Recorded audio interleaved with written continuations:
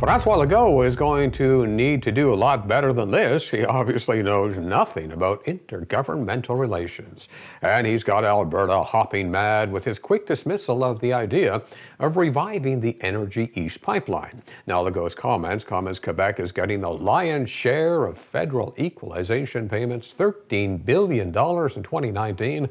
And you guessed it, much of that money is coming from Alberta.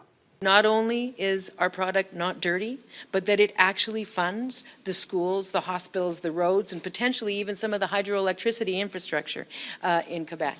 Quebec uses a lot of oil, and a good deal of it comes from Saudi Arabia, a country that kills journalists, beheads, and jails dissidents, denies women basic rights, and funds Islamic terror. Now that is what I call dirty oil.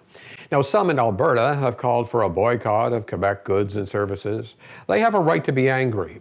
And the statement from our rookie premier shows a lack of understanding about Canadian compromise.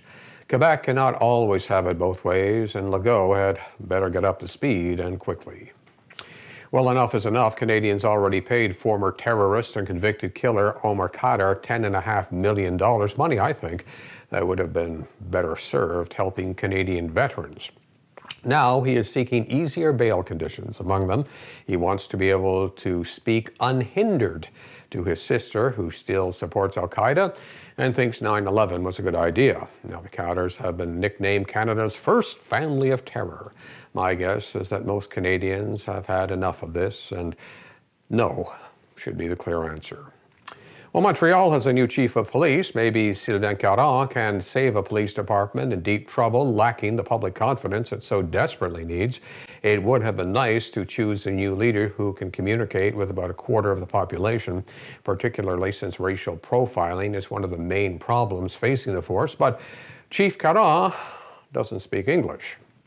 You would have thought, well, maybe not. Things are the way they are. In any event, bonne chance, Monsieur le Chef. You have one hell of a job ahead of you.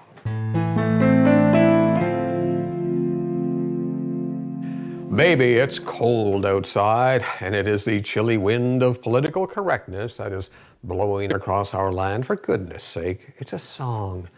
But radio stations and networks rushed to announce they would not play it because it was brought to their attention that the song could be misconstrued as sexual assault. Now this week, the CBC wisely backtracked on its decision after some sober second thought. But really, has it come to this?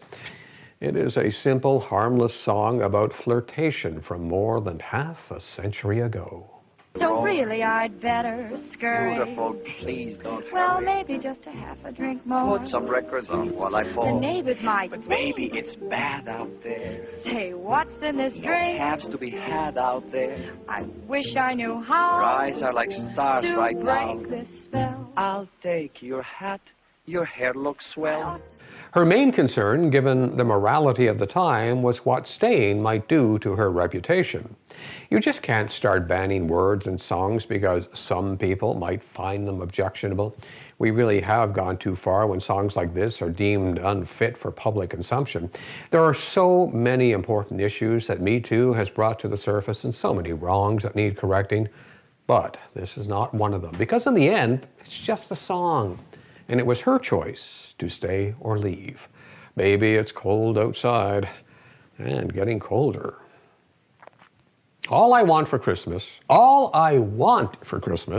is for some store clerk to wish me a Merry Christmas.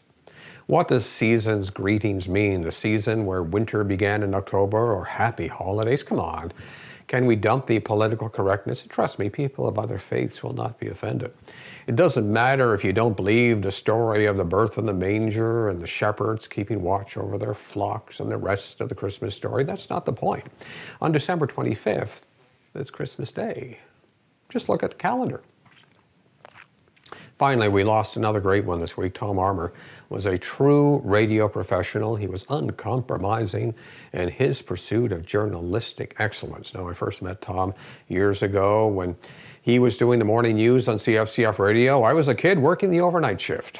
I would just hang around and watch and listen to Tom and his co-anchor, Derek Lind, as they went through their morning news routine.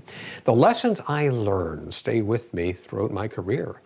Tom was a teacher and a true gentleman. and they don't make them like that anymore. Thank you, Tom, and rest in peace. I'm Barry Wilson. You can follow us on Facebook and Twitter, and please subscribe to our YouTube channel. And don't forget to check out our weekly poll on Facebook. We want to know what you think.